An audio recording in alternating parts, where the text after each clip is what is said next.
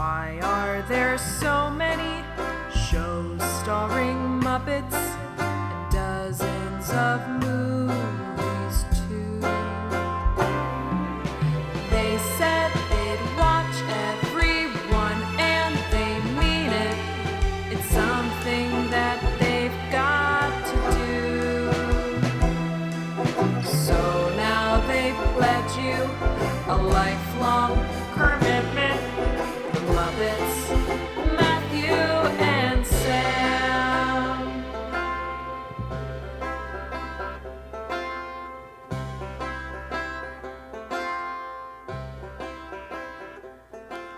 Welcome to Kermitment, the podcast where two friends have vowed to watch all things Muppets. I'm Matthew Gatos. And I'm Sam Schultz. And this week we are discussing the November 16th, 1983 PBS special, Don't Eat the Pictures. And look, Sam, once again, we're not alone. Somehow, the third week in a row we had a guest for a show that rarely has guests. We got to tighten our security. Yeah, they keep sneaking into our little Google calls here. But today we are joined by the man who ran the Muppet fan site, the Muppet Mindset, for 6 years. A man who has interviewed Kermit the Frog, Elmo, and very recently on the podcast to introduce our guest star, he had a chat with the man himself, Frank Oz. But these days, he is not only the co-host of that podcast, but he is also a writer and co-owner over at toughpigs.com. That's right, our guest today is Mr.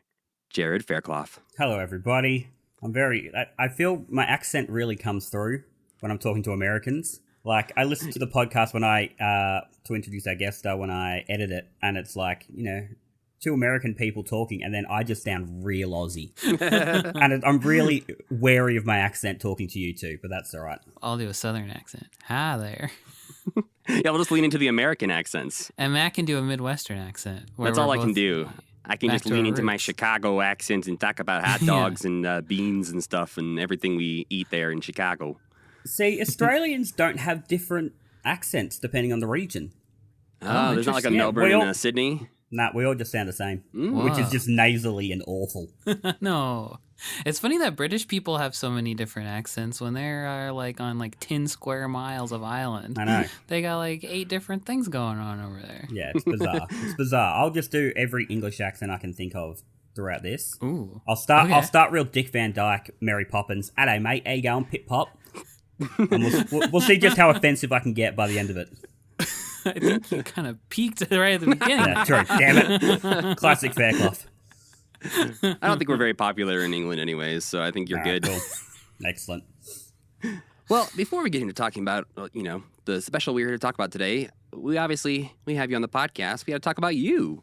So I listed a few of your achievements through the years of working on Muppet-related things, but you have a long, storied history that we could probably do a whole episode about, honestly. But for our listeners, do you want to give them a little bit of a rundown of how you got into the Muppet fandom, how long you've really been a part of it in any sort of official way, and what is it that you sort of are doing now? So I got into the Muppet fandom.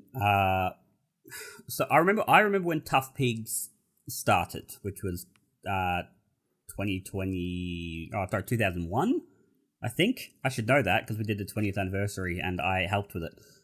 No idea. So I would have been about 12, and I remember that was about the time where I was getting on the internet looking up these weird characters that I, had some sort of fascination with. And I remember that 5-year gap when Danny Horn had left before Joe and Ryan took over. And when they took over again, I was like, oh, I want to write for these guys. I want to write something. I had then, in 2008, gotten to go to Sesame Street. So I had written this article about going to Sesame Street. I sent it to someone who sent back a lovely email saying, thanks but no thanks. That man was now one of my closest friends, Joe Hennes. That article is now on the website. I finally got it on there. I did Take that, Joe. Yeah, the long con. Finally got it on there. But then in 2009, the Muppet Mindset started by Ryan Dozier. And he would just take anyone's stuff. He would be like, you want to write something? Go for it. Because he was doing 5 articles a week. Sometimes 7. And so I would just throw myself in, would write a bunch of stuff for that. In doing that, I then got back into Tough Pigs. Joe and Ryan started letting me write some stuff there. But then Doja left Muppet Mindset because he got a job with Disney and the Muppets, and he offered to me. I went to Disneyland, he came and met me, and we were in the queue for Midway Mania, and he offered me the Muppet Mindset. He said, I want you to have it. I want it to be yours. Please take it from me. So I took that and then ran that into the ground. No, I ran it for, 6 years. And we had talks very early on about merging with Tough Pigs. It was within the first 12 months, I think, the first conversations happened. And I didn't want to for several reasons. I think there was a bit of trepidation on my behalf. And then once we got it all sorted out, I was like, you know what? All right, let's do it. So with Doja's blessing, we basically sat down, we sorted out everything.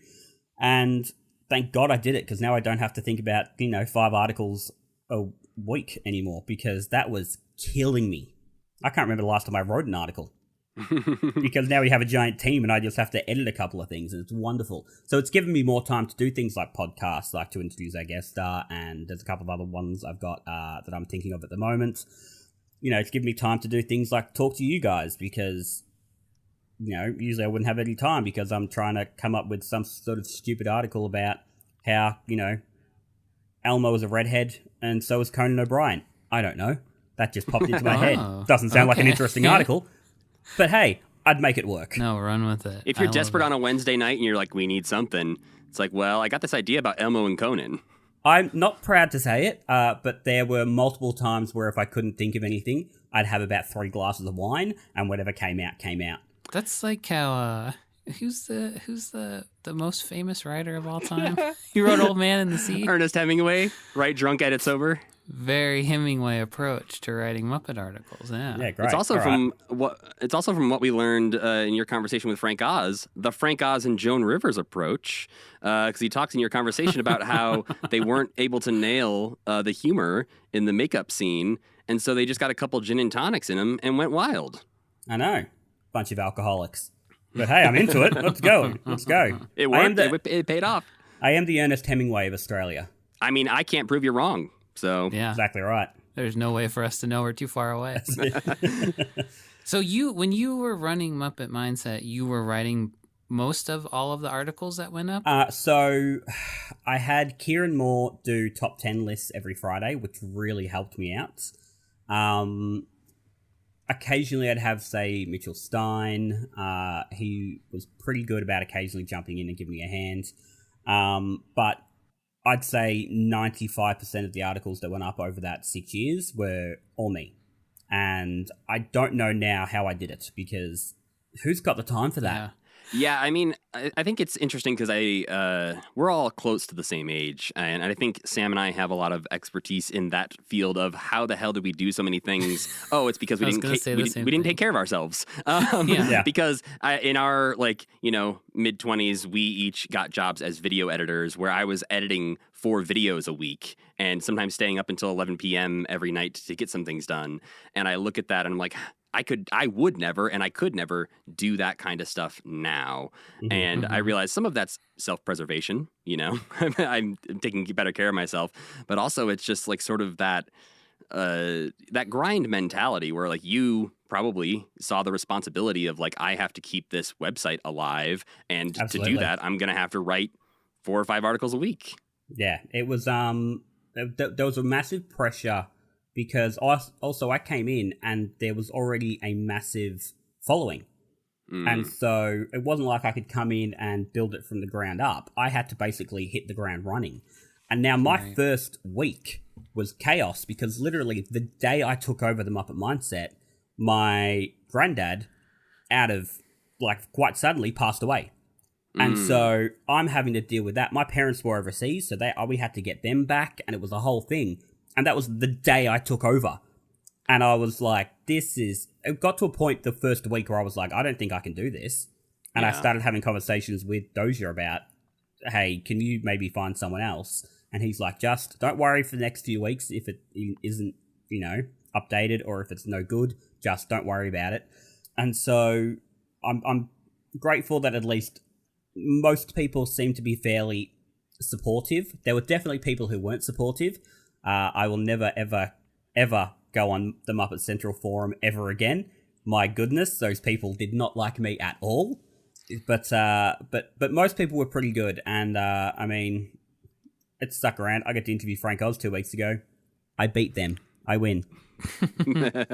That's true. You mentioned that your journey into all of this started off with you going to Sesame Street. Yes. How did that happen?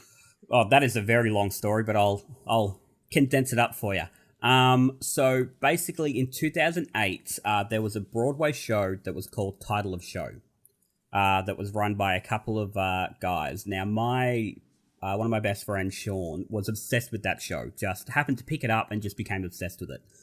And in doing so, he became quite friendly with the actual people who ran it. He had his own little fan series he made that myself and another friend would appear in.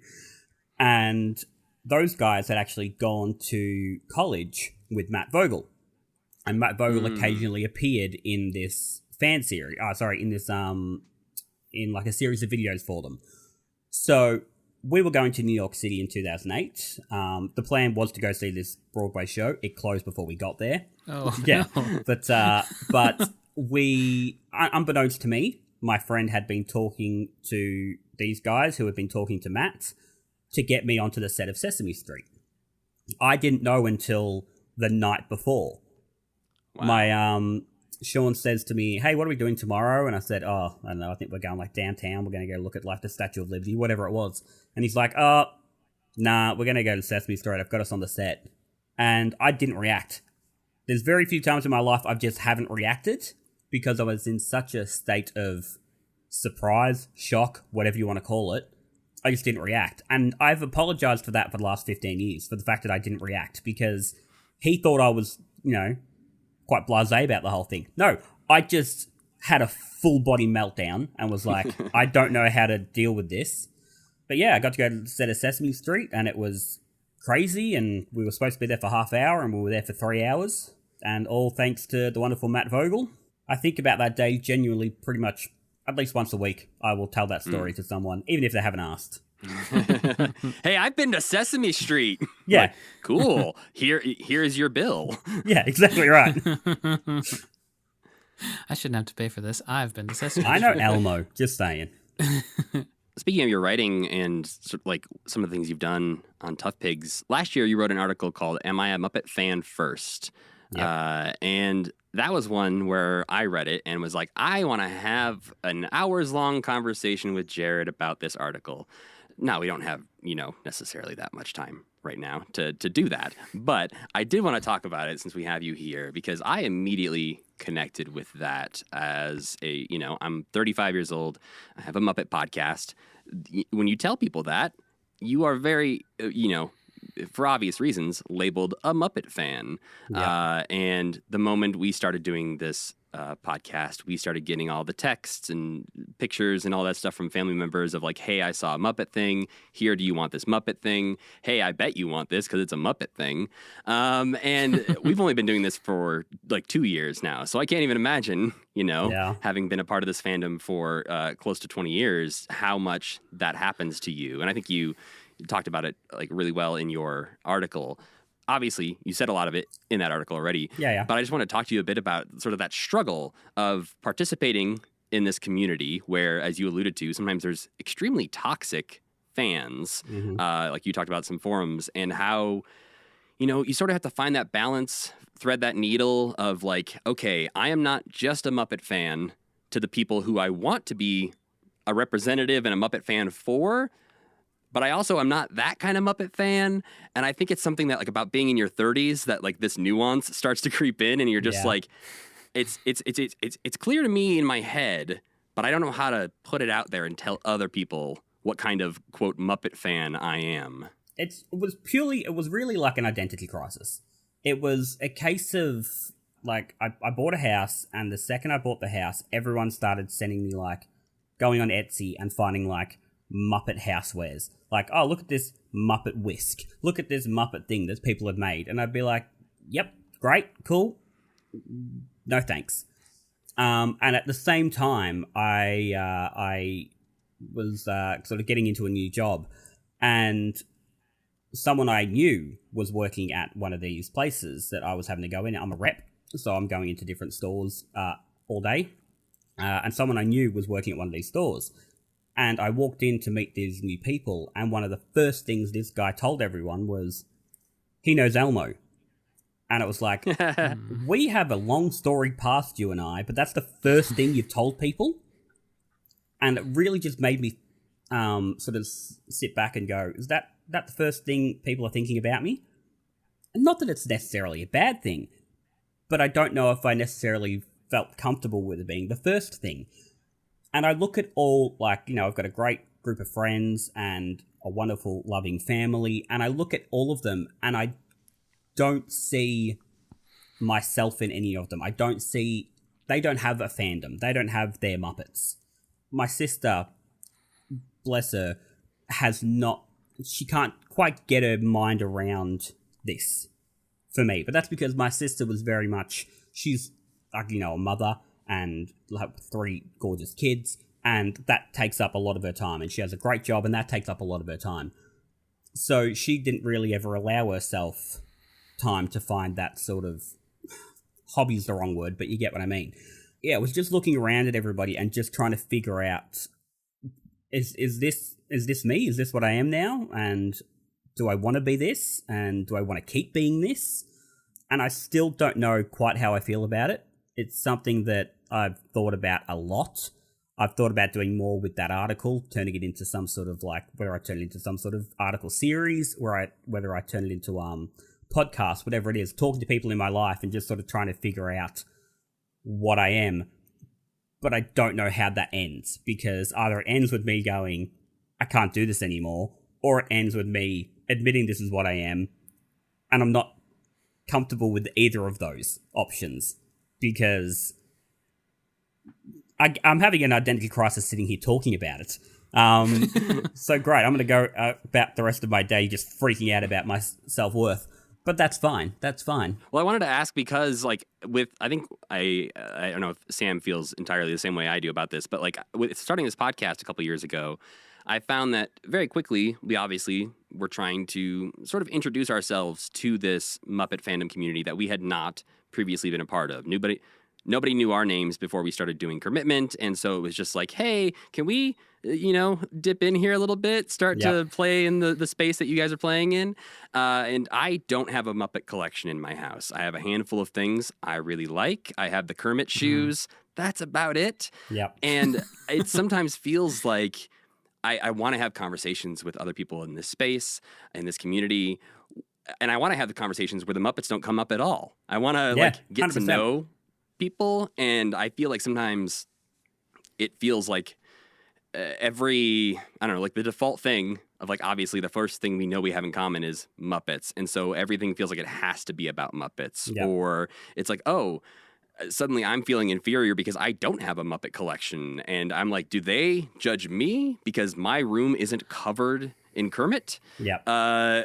And it's sometimes it also is like I try to dip in and play in that space and, like, be one of the community, and then I start to feel weird about it, where I just want to, like, put my hand on people's shoulders and say, hey, it's okay. Not everything has to be Muppets. There's other things. And I feel like curmudgeonly when I think that way. And usually what I do is I just, like, walk away from Twitter and when I have those thoughts. But it's a weird space to be into, like, coming into this as a newbie, but also being 35 years old and just not really knowing how I feel about it. I'm curious. I've never asked Sam how he feels about this, but I think you take the brunt of it. Okay, so you take the brunt of it because you run our social media much more, but you also run it through Kermitment. So I think you also are separated from it a little bit. I also think that since all of us are, like, critiquing Muppets to a certain degree, there's, like, that layer of separation where we're not, like, I don't know. It's, like, different to be a fan than to be a critic. And you two are, like, Muppet experts, and neither of you have Muppet stuff all over your house. So there must be, like, a common thread there. And I think it is, like, the ability, this is going to sound mean to people who are fans, the ability to step back and think about, like, maybe more like the willingness to step back and think about it critically is I don't know. It's not necessarily worse or better than being a fan. It's just different than being a fan. It is. And now I think you guys will probably get to a point when you start to have, I don't know, I'm sure you'll start to get people on who are Muppet performers, whatever it is, you'll start to have some sort of relationship with them. But like, I've got Dave Goles' email address. I can email him right now. I don't care who you are. That changes your relationship to the fandom. Right. You are no longer necessarily a fan. You are something else. But I don't know what I am, if that makes sense. Like, if you're a Star Wars fan and Mark Hamill gives you his email address and goes, drop me a line, and then actually responds, that completely changes your relationship. And so, yeah, it's been trying to figure out what it is, what I want out of it as well. Whether I want to keep going down the path of, building these relationships with Disney and the Muppet performers and stuff in the hopes to maybe work with them one day, or do I just let it be one thing and then go off on a different path, completely unrelated? Mm-hmm. I don't know if there's an answer to that question. I think it's just something I have to live and see what happens. Yeah, and I think we sort of, again, I think I at least feel like we sort of fast-tracked our way into that feeling a little bit, where we started doing this and realized sort of like our space in it, and now it is that sort of like, okay, well, I don't want to suddenly try to have a giant Muppet collection because that's not my natural instinct. My natural instinct is to be the person who can have the one-on-one conversation with somebody like Dave Goles. And I think, honestly, part of that comes from what Sam and I do for work. Like, we work for John and Hank Green, who a lot of people in the world, me I love included, those guys. Yeah, I was a huge fan of theirs before I ever worked for them. Yeah. And now I work from them, and I'm very good friends with Hank. And so it's like, it is that thing where it's like I have been through that sort of evolution now, and so I view other fandoms in that same way, where I'm like, I am a fan. I understand what it's like to be a fan. I don't begrudge anyone who has a giant Muppet collection in their room. That is not a judgment from me. It is literally just like it's a weird disconnect for me where I'm like, again, it feels like, should I have this podcast? Maybe you should have this podcast because you seem to know a lot more about the Muppets than I do. You seem to like be able to like show like your love for them, but like I want to believe that I'm doing like that. My Muppet fandom is enough, I guess. Yeah. Bro, your spreadsheets, man, that's your collection. Yeah, here's my 11,000 item long spreadsheet of everything the Muppets have ever done. Your collection's in your mind, pal. Yes. Whoa. I wrote, again, it's in that article, but one thing that also got me was I saw a woman's car that was covered front to back in Freddy Krueger decals. Absolutely covered. Now, I've got 2 Muppet tattoos. I've got Kermit's eye on there, and I've got the original design for Big Bird on my arm here.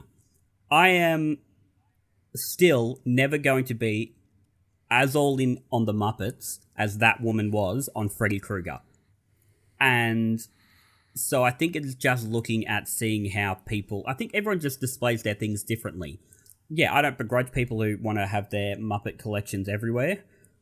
That's just not for me. I also don't have the money to be buying most of this stuff, especially not anymore, because most of it's from 25 years ago, 30 years ago, and is expensive. I've got a couple of things here and there. Even then, sitting here right now, I've got a couple of things sitting up on my shelf, and I've got Dave Goles' signature over there. That's it. Oh, and I've got a Jim Henson signature that's on my wall in my lounge room. That is it. That is the only Muppet stuff I have. That's the only Muppet stuff I really need. It's just about, for me, it's a little bit about just not growing up, because I'm not saying that the people who have these collections are immature at all. I don't think they're immature at all. But for me, at least, it's just a bit of disconnect as well, maybe. And maybe it is because of that complete, identity crisis I've been having. I'm trying to keep these things separate and letting myself have my Muppet life and my normal life. Yeah, but there's probably somebody else who could talk to that lady with the car and be like, oh, the cinematographer on Dream Warriors was fantastic. And she'd be like, I have no idea what you're talking about. And then she would go home and think, am I a real Freddy Krueger fan? So it's almost like being a fan of the people who make the thing as opposed to the thing they make or something. I don't know. There is such a weird divide there.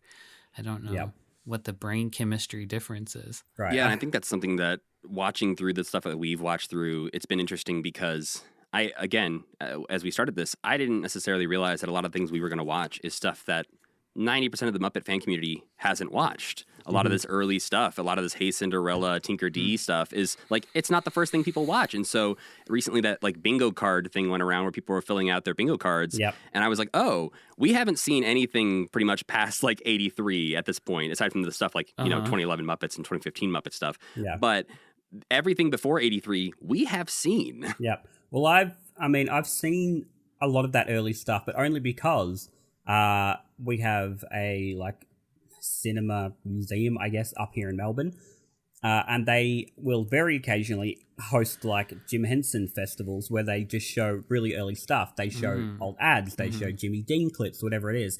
And so I spent like a week in the city 10 years ago, and I just went to as many of them as I could. So I've seen all those then, but I have never seen, I shouldn't say have, because I've watched it just for you two, but I had never seen Don't Eat the Pictures before, because it just never was the first thing I thought, I'm going to sit down and watch that. There is a lot of Muppet stuff I haven't seen before. I haven't seen that Muppet Classic Theatre. Never thought to sit down and watch it. I will watch it at some point, but it's never been the first thing to jump out. And also, I like the fact that there are Muppets productions that I haven't seen, that I can now find for the first time, and get that sort of feeling of, they made this thing, and now I get to experience, like, whatever it might be for the first time. I got to experience a new Jim Henson thing for the first time, and there hasn't been a new Jim Henson thing since 1990. I like that there is still some stuff out there for me to find, but I'm also not in a rush to watch everything, because I've got other things I want to be watching. Well, I think that's a perfect little segue here to ask Sam, what did we watch this week?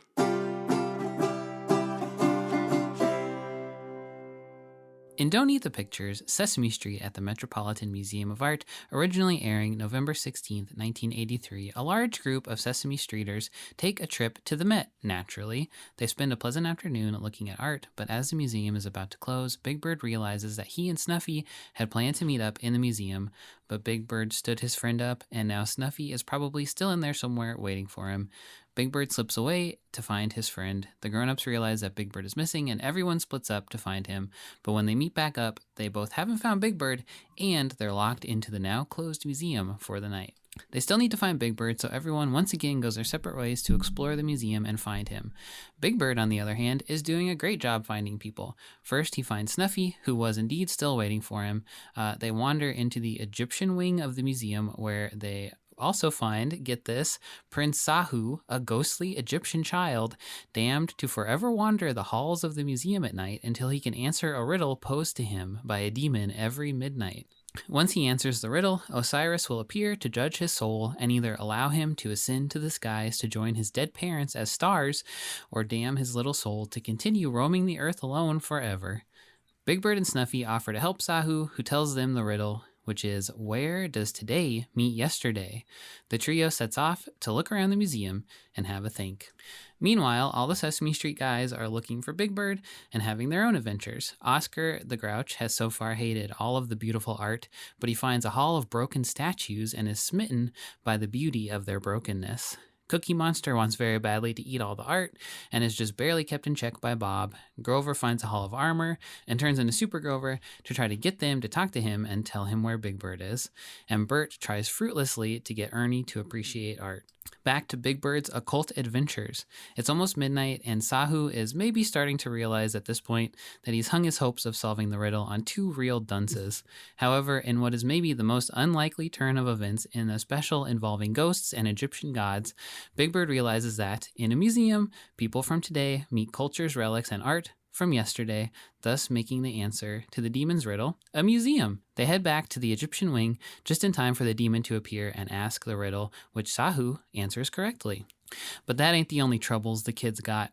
Osiris appears to weigh Sahu's soul against a feather, and if it's too heavy, he can kiss heaven goodbye. Unfortunately, it turns out that thousands of years of isolation have left his heart twisted and weighed down by sorrow, so Osiris says, "Tough luck, kid."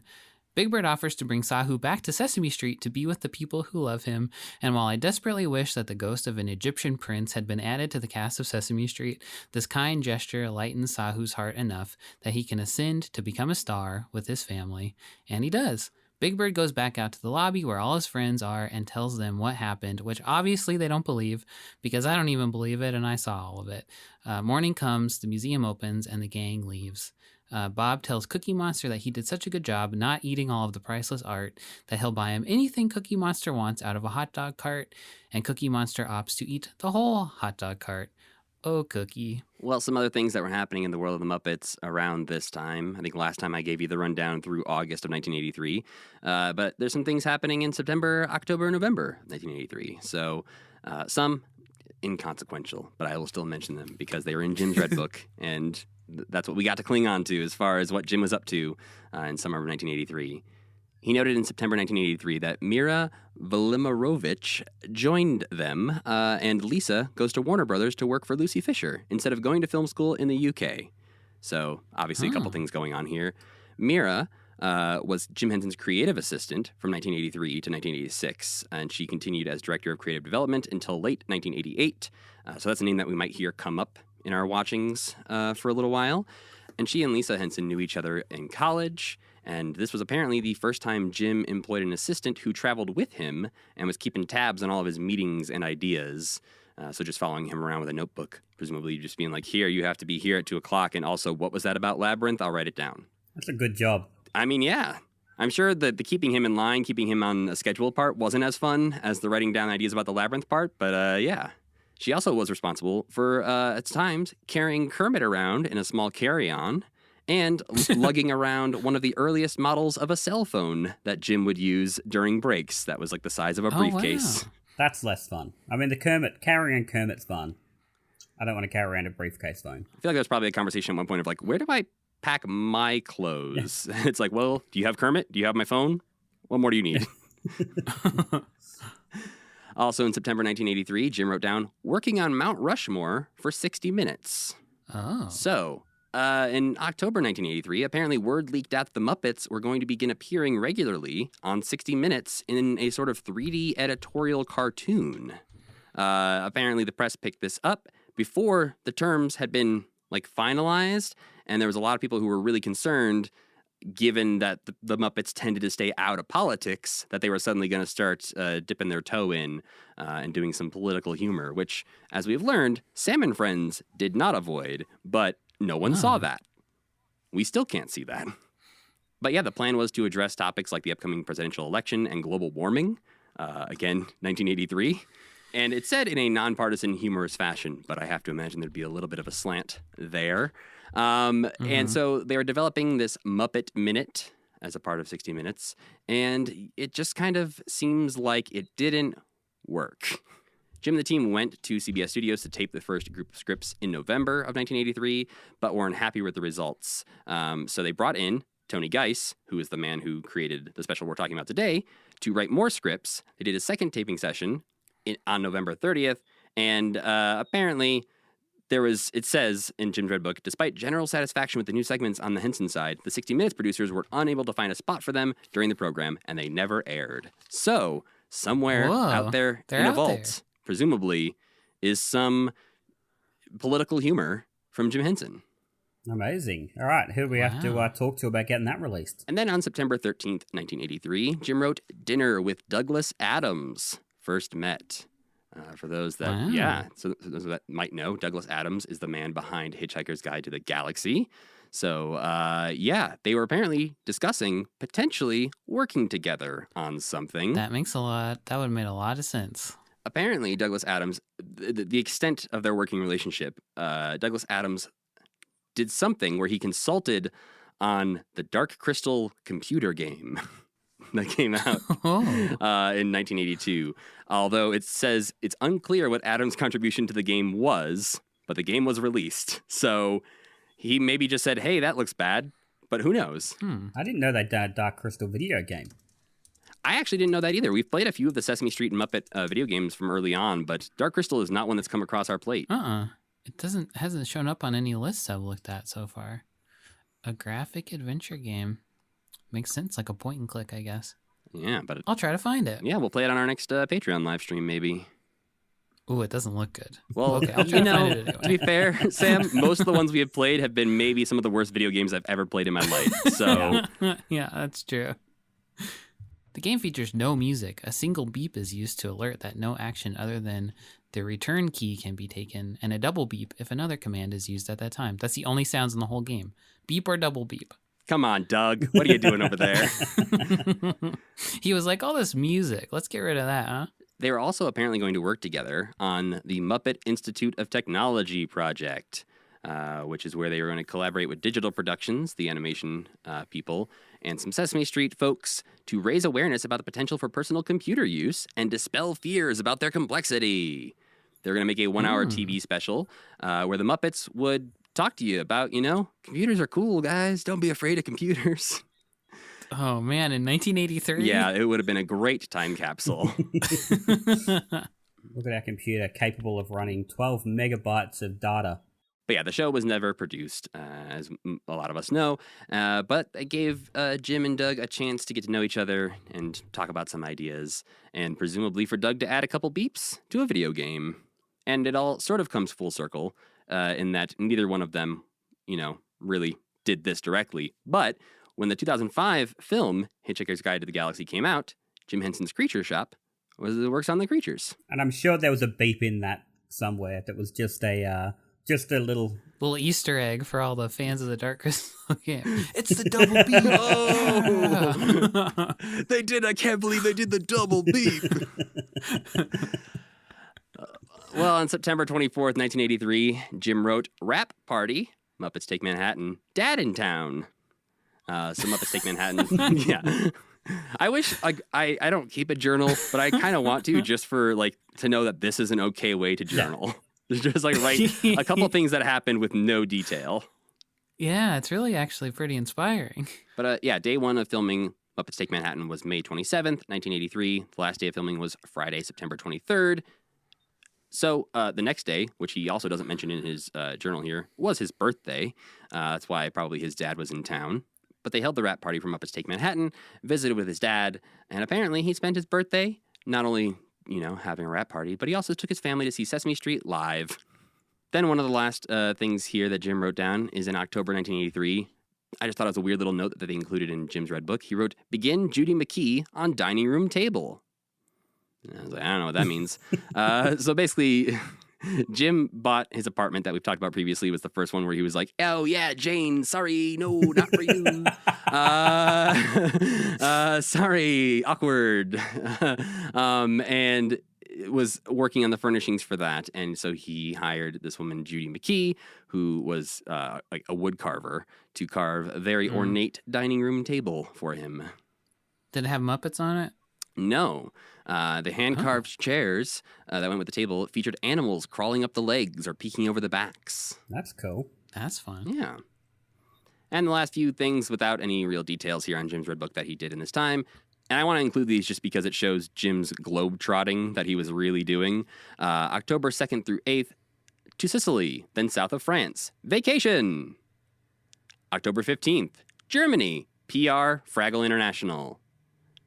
November 11th, New York, Big Bird Party at Henson Associates. So I don't know, I didn't look up to verify this. There is clips from what seems like a Big Bird themed party in the I Am Big Bird Carol Spinney documentary where Jim Henson's saying a bunch of nice things about Carol and everyone's there cheering him on. This makes me think, I'm not sure why it was happening, but it makes me think that maybe that's the party that is mentioned here. Unless they had a bunch of Big Bird parties. And one a year. November 12th, Fraggle Rock goes on the air in Germany. November 13th, Art of Muppets is in Chicago. And November 14th, in Toronto, directing Fraggle. He was a busy, busy man. My goodness. But that brings us to November 16th, 1983, the special Don't Eat the Pictures. Jarrod, you mentioned you hadn't seen this before. I had not. Neither had either of us. What were your first impressions? It was fine. It was okay. It was what it was. I got home from work Friday. I sat down, cuddled my cat, and went, right, let's watch this thing. It's a nice bit where Sesame aren't educational. I didn't learn anything, which was nice. They weren't going to teach me my ABCs, my 1, 2, 3s, although I am 33 years old, and I'm pretty across the ABCs. I have a little trouble after R, but we'll focus on that later. Yeah, it was fine. The kid was cute. It had a couple of funny moments. I liked a couple of the songs. If I'd never watch it again, I won't cry. Yeah, I kind of had a similar feeling to this that I did when we recently watched Rocky Mountain Holiday, where when it first started off, the first 10 minutes or so, I was like, this is great. I'm really enjoying a lot of this. And then it kept going, and I was like, all right, well, it's not bad. Yeah. And that's kind of how it ended. Yeah. I kind of felt different from you, Jarrod, in that I think it's like really bad when Sesame Street, personally, as somebody who produces a children's show, I think it's really bad when Sesame Street leaves behind the educational thing and brings in this like supernatural stuff like they did in Big Bird in China too. Because I think it's just confusing. And I think in some ways it's kind of, this is a strong word, disrespectful to the places that they're teaching you about. Or like, it's just like, it's got to be confusing to be a kid and see Big Bird go and meet a ghost, and then you can go to the Met later and be like, hey, here to see Sahu. What's going on, guys? Where's Sahu? Can I stay here overnight? I think it was really fun when Bert and Ernie were learning about, when Oscar, actually all the interstitials, when they were when each of the characters was kind of in a different wing in the museum, and they were kind of looking at stuff, and you were seeing it and maybe not learning a ton about it, but you were at least like on a tour of the museum. And I think to me the strongest part was when Bert and Ernie had their little comedy routine in front of George Washington crossing the Delaware, because you learned what the picture was and it was funny, and that's like what Sesame Street is supposed to be. Like, you're supposed to learn just a tiny, tiny little thing, and also it's funny. But then you just got Big Bird walking around talking about a demon, going on a paranormal adventure. It's like, what are you guys doing and why? When it could have just been an episode of Sesame Street at the museum, and I would have been very happy with that. For me, I just couldn't see what the point in it was. Like, was this something that the museum had come to them and said, hey, do you want to make something about us? Is it something that Sesame Street went, one of the writers was around and went, hey, we should do a special here? I don't understand how this thing even got made in the first place, because I don't see how these two ideas can, organically meet. Yeah, the special was originally thought up by Tony Geiss. It was going to be part of the 10th anniversary celebration of Sesame Street. That was just going to be called Sesame Street at the Metropolitan, which I think is sort of what we're talking about, maybe would have been the better take on this. And they just sort of passed on the idea at the time and decided, like, not right now. We're not going to do this right now. And so they decided to do it as a whole special later on. And I think there are definitely parts of this that work well. I think some of the writing is top notch. Like, there are some lines in this that genuinely made me laugh in a way that were unexpected. I think those interstitials are great when you have, Oscar singing about how these broken statues are truly beautiful, and I love that. That was amazing. It felt like a Fraggle Rock song to me, in this like sort of like, here's what he's saying, but here's what he means. He means that you're okay. Maybe you feel broken, but you're beautiful. But you're still beautiful. Yeah. But apparently they were taping this during the time they were also filming The Muppets Take Manhattan in another part of town. And so puppeteers and crew, including Frank Oz, the director of Muppets Take Manhattan, was doing double duty. Jesus. What the heck? It seems like a poor choice. But one of the early outlines apparently also was going to feature Snuffleupagus searching for a Snuffleupagus sarcophagus. And there was going to be a riddle involved with that. So there didn't seem like there was going to be a ghost kid who was trying to get into heaven. It seemed like it was going to be tied to like an ancient Egyptian Snuffleupagus, which I'm not saying is better, but it's different. Yeah. A riddle, though, that's a lock. There's always going to be a riddle involved. But yeah, the thing we talked about last time was that during the taping of this, they formed a pretty good relationship with the museum. And some people at the museum were like, hey, we got a great idea. What if you do something where the Muppets set off on an archaeological expedition to discover their roots, and they find Muppetamia, and they were going to unearth all the ancient lore of the Muppets and where the Muppets came from, and they're going to have artifacts, and for some reason they thought it was also a good idea that they were going to put these Muppet artifacts actually in the Metropolitan Museum for a while as an exhibit, which would have been amazing. And you talk about confusing children. That's going to be amazing. Yeah. When they come in and see like an ancient hieroglyph of Kermit the Frog. Yeah. They talked about doing it as a 4-hour miniseries called Island of the Lost Muppets that was going to be on CBS. Clearly, that didn't happen. Yeah, they saw this special and they went, 4 hours of that, you say?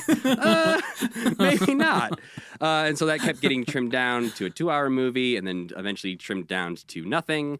And then it says that in like meeting notes, it said that this project was turned over to Jerry Jewell, and it evolved somehow into the cheapest Muppet movie ever made. And I'm not sure how you go from one of these to the other one. Right. But I think we're just trusting meeting notes at that point.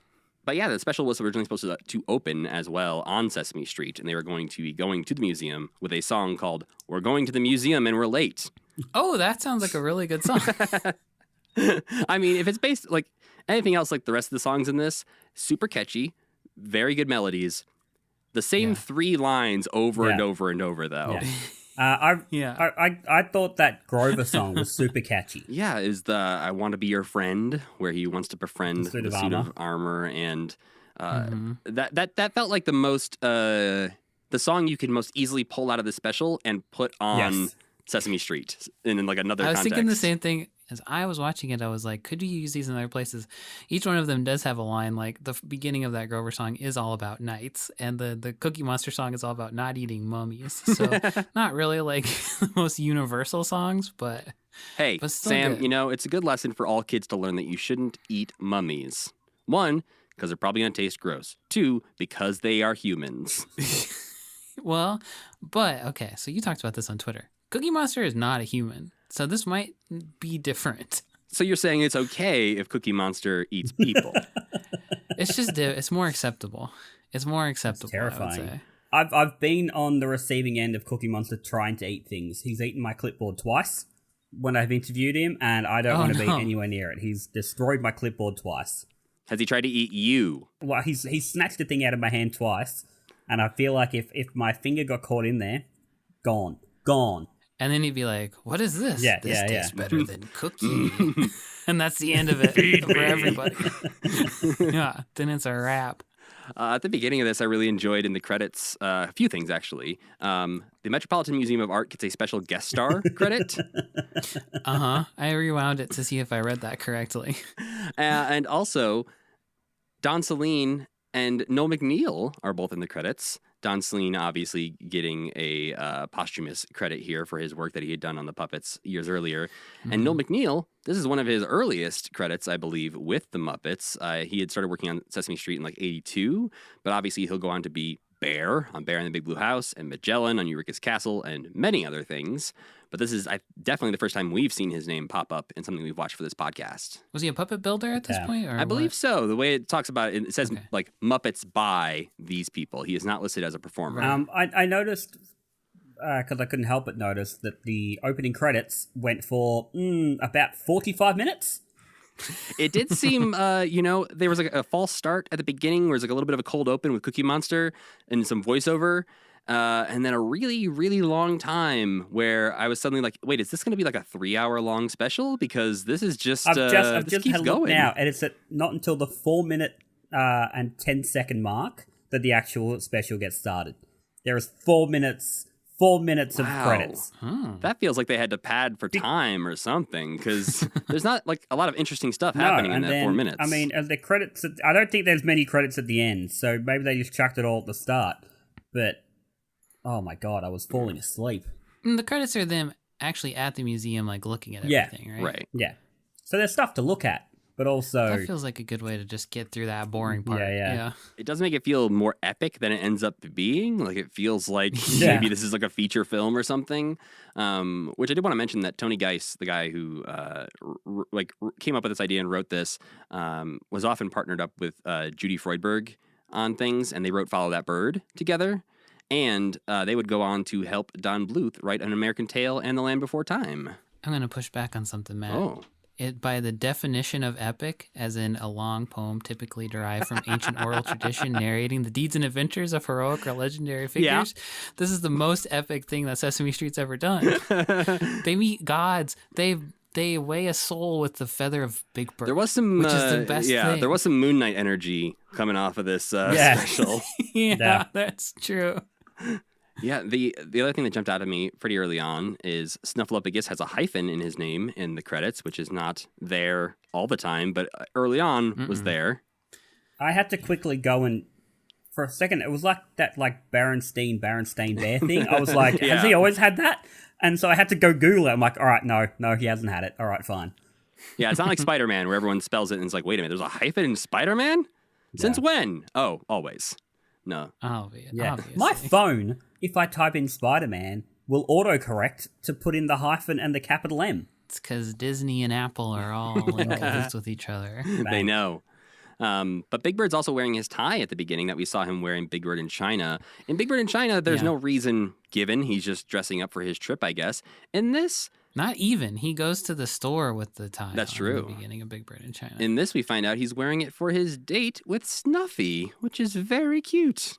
When he meets Snuffy, finally, Snuffy's like, I didn't mind waiting for you. I'd wait for you forever. Yeah, their love is deep and true. Did you two know what the answer to the riddle was going to be? I mean, honestly, the fact that it's a modern-day museum is the answer to the riddle seems a bit suspect. So, two things. Number Exactly. one, I thought the answer was going to be midnight because he comes at midnight, and that's when today and yesterday crash into each other.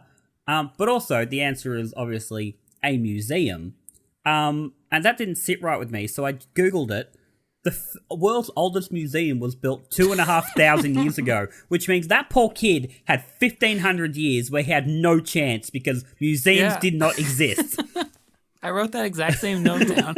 I was like, it seems like an easy answer, but yeah. so who was... As we he was learn, up a creek for a long time. as we learn in this, he is 4,306 and a half years old. He predates Rome because when Big Bird says Rome wasn't built in a day, he goes, "What's Rome?" Which was one of the lines that got me. But yeah, I think that's funny. The only chance he stood is that if over those 4,000 years, every time a new thing was invented, he was like, "Is it that? Is it that? Is it that?" And he got one day, he was like, "So museums are a thing. Is it a museum?" He's like, "Ah, shit, you got me." Do you think he changed the answer 1,500 years in? Where he's like, actually, museum's better. We'll change it to that. Beforehand, it was like, cabbages. And he's like, I'll just make it work. He's never going to guess it. My theory, because when the demon comes at midnight, he shows up and is the most bored man you've ever seen, which I love that. At first I was like, kind of anticlimactic here with the demon, but then I realized, it's because he is extremely bored after having asked this question a million times. And to me, it came across as if, a museum could not have been the original answer 4,000 years ago. So I think there's a right answer, but I think a museum is an acceptable answer. It was close enough. They ask the judges. He's got a list of answers. Yeah, it's like museum's third on the list of okay, fine. I'm clearly bored of this. He wants to go hang out with his parents. Let's get this over with. And I want to know what this kid did to get cursed and to have his heart not weigh enough to get into the afterlife. Maybe he killed his parents. Well, he could have, and they're like, "Oh God, he's ascended to heaven. Now he's unstoppable." Him and his evil cat have come to hunt us down. Oh, that cat thing was creepy. I like that. It was like Haunted Mansion stuff. That was cool. there's an invisible cursed cat in this special who is represented by just a collar that floats through the room. And my favorite thing is that obviously when you ask puppeteers how you're going to do this, they just put it on a rod and make it go straight through. Yeah. And it's like, if you don't think about it for too long, it works really well. But if you think about the way a cat would actually move, a cat just doesn't move perpendicular to the ground in a very smooth motion. There's no bounce to that collar whatsoever. But when that demon shows up, I was like, okay, I gotta know who this man is because he's clearly trying to put a lot into this. He is James Mason playing the demon. He is in a handful of movies that people have probably seen, like North by Northwest and the original A Star Is Born. And he plays the main creep in Kubrick's Lolita, a role for which Peter Ustinov was considered, apparently. Speaking of other actors in this, the security guard is played by Mr. Paul Dooley, a man who is just in everything, it feels. I feel like that's just a man's face where I'm like, I have seen that man 1,000 times and I can't name a single one of them. But he is the dad in 16 Candles. He plays Wimpy in the Popeye movie. And he's, okay. And he's also in Strange Brew and Slapshot. He's in a bunch of Christopher Guest movies. Like, that man is just, he is everywhere. He plays Sarge in Cars 2 and Cars 3. Mm-hmm. But best known for his role as cartoony security guard in Donate the Pictures. Yeah, the worst security guard imaginable. Has this security guard, because he's obviously not a security guard, has he never seen this poor kid before? This kid's been in there for 4,000 years. I have questions about that too. Where was this kid before the Metropolitan Museum came in possession of... And stole his sarcophagus or whatever. Yeah, he like, did. was he cursed to do this no matter where that tomb was? Like, was he crying in Egypt for a while, and then some archaeologists came and dug it up and were like, all right, we're taking this. This is ours now. And luckily took him to a museum. Where luckily he met a big bird. Could he get out of the museum? Now, I can't remember. It didn't seem like it. I think when because Snuffy and Big Bird Yeah. try to bring him to Sesame Street at one point. Yeah. And he like looks at them like, come on. And they're like, oh, right, the curse. Oh, okay. I think once he answers the riddle, it seems like he can. This is a lot of lore. I think once he answers the riddle and Osiris says you can't go to heaven, I think then he's open to the idea of being able to go to Okay. Sesame Street, because that makes him happy. Because he's like, oh yeah, I can go now. Yeah, that's what makes his heart He's lighter. walking up the stairs and he's like, wait, I'm gonna die. I think I want to go to Sesame Street. No, that's how it ends. Can you imagine how good Sesame Street would have been if Sahu was sitting in Mr. Hooper's Just all the time. drinking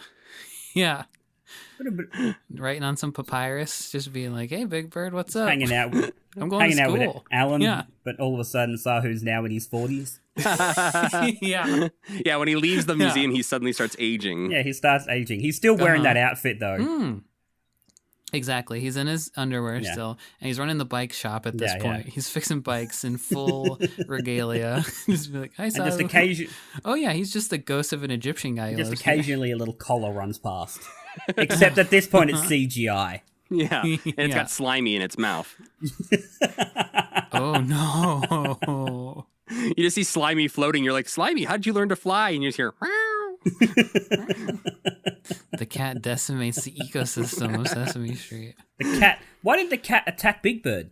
That would have been a great joke if he had just been like, Yeah, the collar just collar going at him. bouncing off of Big Bird. Just poor Carol Spinney has to hold onto this collar and make it look like it's attacking him. Oh no, yeah. There was a couple of the lines in here that did really get me, and it's more about the performances rather than the way they are written. There's one early on when the guard is trying to kick them out, where the count is counting people and noses and stuff, and the guard walks up and says, "It's closing time, sir." And the count gives this sad, dejected, like, I'm not an idiot kind of performance where he goes, I know. Like he just is like, yeah, I know. I'm not dumb. I'm eccentric. I'm not stupid. Well, that's the tagline for this podcast now. I'll write that down. I really liked it when Sahu was telling him his story, and Big Bird's like, "You're from ancient Egypt," and Sahu's like, "We called it modern Egypt." That was like a great Simpsons joke. Yeah, that was also one that I wrote down because there's just a couple in here. There's one at the very, very end, too, also involving the security guard, where when everyone's just trying to sneak out past him and they're just like not looking at him, walking by, Big Bird stops and is like, "Are you the guard here? You did a great job. We were here all night and no one bothered us." And he walks away and the guard's like, "No, you weren't." And Big Bird yells from like 20 feet off screen, "We were too." It was such a frustrating special because there were so many really, truly funny parts. Like in the way that Sesame Street can be really, really funny, especially even compared to like the Muppet Show. But it was just storyline was so stupid. Except at the end, it did get me when Big Bird was like, "You can use my feather to weigh your soul." That's like Avengers Endgame of Sesame Street, basically. It's like only Big Bird can save us now. He did snap his fingers. It was a really beautiful moment. And then Sahu just was, disappeared. I feel like this is really, like, it's clearly a follow-up to Big Bird in China in a lot of the way it's, like, inspired by, because the same thing happened in there where they, like, would call Big Bird by, like, the Chinese name for Big Bird, and also, the like, even down to the tie, and, like you said, Sam, the issues with, you're teaching something here, you're teaching about a culture, you're teaching about certain things, but you kind of bring down the cultural importance of it by leaning into the spiritual side of things. It's interesting because, like, obviously that stuff is important in those cultures, and it's an important part of the history and the story. But when you make it real and make Big Bird confront Osiris, you got like a weird. Or say, I'm going to slug you to the Monkey King. Yeah, when he wants to beat up the Monkey King. And like Big Bird's like memoirs are going to be amazing. They're going to be crazy. When he just has this Forrest Gump-like journey through time, the time he met all of these various gods, and no one believes him. No one ever believes him. I wrote in my notes as like they were at the steps dealing with Osiris, because of thinking about Snuffy being the imaginary friend. I wrote, shit, no one's going to believe any of this. Yeah. Oh, poor little buddy. Maybe once they meet Snuffy, though, it all comes back to them. They're just like, was he telling the truth about meeting Osiris? The Monkey King? Was it all true? Well, it's been 40 years since this happened. Does Big Bird sit there now 40 years later and go, remember that time I went to the museum and met that creepy little boy? Or is he just completely forgetting about it? Like, do he and Snuffy sit around drinking their birdseed milkshakes going, do you remember that, or did I dream it? Or was that just like some weird, like, fever dream we had? It's been so long, Bird. Who could even say anymore? That's the buddy comedy we need.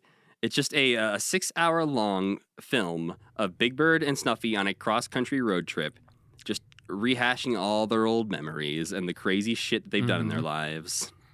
Coming to terms with it all. Then driving off the Grand Canyon. See, I'm just imagining that Snuffy driving with his thing and Big Bird just sitting with the window open smoking. Just like, remember that? Remember that Sahu dude? They told me I was 4 years old for 50 years, Snuffy. It was a goddamn lie. They didn't even think I was real for 20 years. There's an important line, I think, in this special that is something that is not in Big Bird in China, that I think either they learned the error of their ways, or because it's Sesame Street focused, they were like, we have to do this. Olivia, once they're all locked in here with all these children and Muppets and all that stuff, Olivia turns to the kids and is like, well, it's a good thing you kids were already going to stay the night with us, so now your mothers won't be worried. Yeah. That line comes exactly when the thought was crossing my mind. Like, what are they going to do with these freaking children? And even if they were already going to stay the night with them, that seemed like a major breach of trust on the part of all of them. Yeah, you might want to find some form of phone. Just maybe give someone a quick call. Yeah, there's definitely payphones in that museum. They are locked in. They can just go behind to the like help desk and just call somebody. Yeah, there is much more they could have done to get out of that museum than what they did, which was much nothing. more than absolutely nothing. Yeah. Does Super Grover always have a sword? No, I think it was just for this. I think it was because he's talking to a knight. But what's he doing with that sword, you know? He's a dark Avenger now. He's just waiting for the moment that Cookie Monster tastes blood, and then he's going to chop Cookie Monster's head off. Oh. It's Grover's responsibility to end Cookie Monster. That's the reason that now they're performed by two different people, because it was going to be too hard for Frank Oz to do it. So now you can get Eric Jacobson, David Rudman, you can actually get that battle to happen. That's how Sesame Street ends. The last episode of Sesame Street. Yeah, Zack Snyder's Sesame Street. He's eaten everyone else when Grover is the last one, and he's got to cut his standing head in the rain. And he's just about to give the final blow, stab Cookie Monster through the heart, and all he says is the name Frank. And they go, Frank? You know Frank? Why'd you say that name? Yeah. Look down. Remember Frank? Remember when Frank was hands down to just him doing both of them? This will be Frank's return to the Muppets. Oh. He said he wanted to be asked. He said he hadn't been asked. Now we're asking. Frank, come back. Warner Brothers owns Batman Superman. They own, HBO, all that jazz with Sesame Street. We can get this legally, so easy. Legally, so it can easy. happen. One of the things that I saw in this that I was like, I kind of can't believe that happened, was Sahu riding Snuffy. I didn't realize anyone ever rode Snuffy. Yeah, they must have had some sort of like rig in there to like support him, because obviously he's not just like on the head of who's ever doing the back of Snuffy for this. Do they actually move? Does Snuffy move with him? He walks. There's a couple shots. There's two different shots where he's on and they get to move away, and then there's a wider shot where they walk through the frame. And So there could be some sort of like apparatus behind Snuffy that he's sort of like on top of that's holding him up so the weight isn't on there. Yeah. Or they built a special, Snuffy saddle. Yeah, the rest of this, honestly, we've talked about where you have the Don't Eat the Pictures musical number, which is a fun musical number. That's where Cookie learns to not eat sculptures or paintings or people. He doesn't learn why he shouldn't, though. No, but it's a good enough lesson that he learns to not do it. It is. He learns picture exciting, but not for biting. It is strange though that that's what they called the special. Yes. Like I not knowing what it was going to be, I thought there was going to be like much more about Cookie Monster, like wanting to eat these pictures. Nah, it was just named after a song. Yeah, it was, and that visual gag with the sign that says "Don't eat the pictures" was great. But like, yeah, if Cookie Monster had gone around and learned to appreciate art instead of eat art, that would have been fine. It could have been a step more boring. I think they should have been more confident in making this special a little bit more boring. You could have called it Broken and Beautiful and really thrown people off the trail. Fuck people up, yeah. Sesame Street's Broken and Beautiful. Well, yeah, I do think it is something that is, it's a fun watch, especially for the two of us who don't check in on Sesame Street that often, to get to enjoy something like this. Again, I would rewatch it, but not anytime super soon. Yeah. I would rewatch the Bert and Ernie talking about the Crossing the Delaware, the Don't Eat the Picture song, like all of those non-big Right. parts. Right. I It's think the sort of were thing really that I'll great. probably skip through. Like I'll just sort of skim through, watch the little bits that make me laugh, and carry on.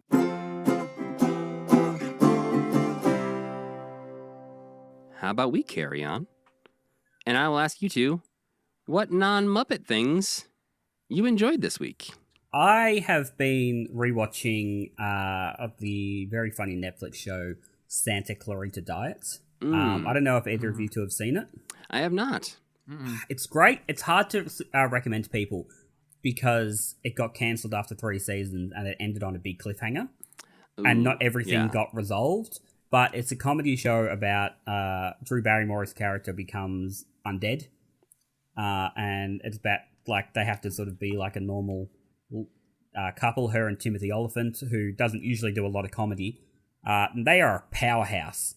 And I'm so upset that it got cancelled. I just want another movie just to wrap it up. But mainly because I just want to see those two together again. And the reason that I've been rewatching it is because a lot of it was directed by Ken Kwapis, who directed Follow That Bird. Oh, yeah. And it's something that I watched when it first came out, but then after we interviewed Ken, I was like, I really need to watch that again.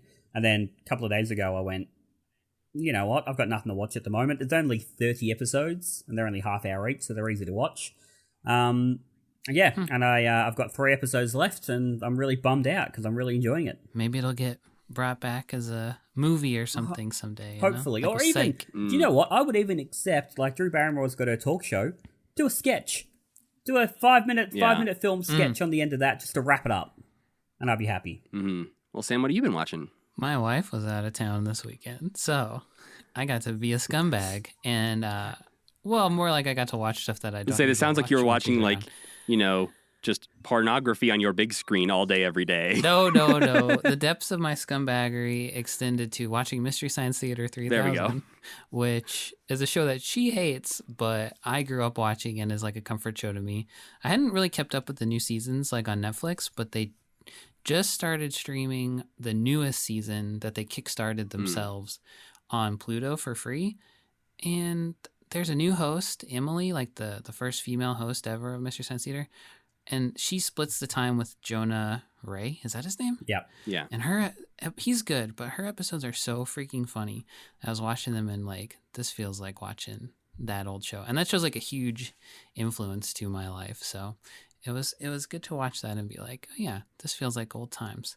And I was playing a little game called Fortnite too while the old wife was Heard away. of it? It was kind of the first time I'd ever played it. And I played it for like 2 hours and I was like, oh fuck, I gotta stop playing Fortnite because this is my life really now. fun.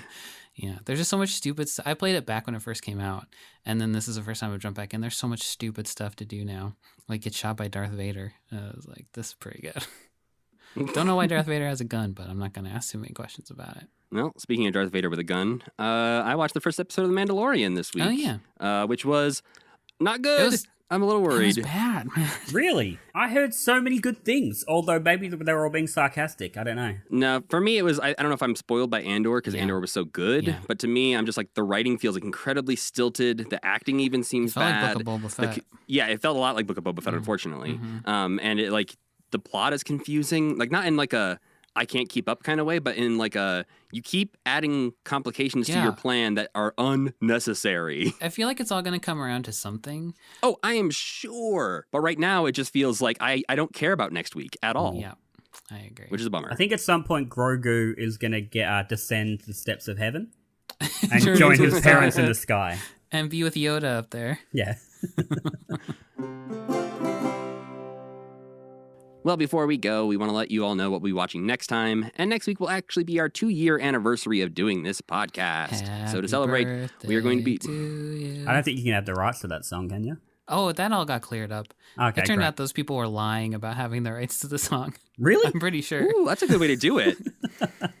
I have the rights to Star Wars now. I'll look it Haha, up while take you that. talk, but I'm pretty sure that's what happened. Yeah.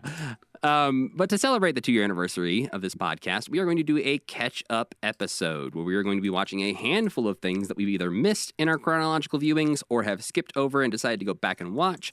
That includes some Jimmy Dean clips that have been found. That includes some public service announcements. It includes some Sesame Street stuff.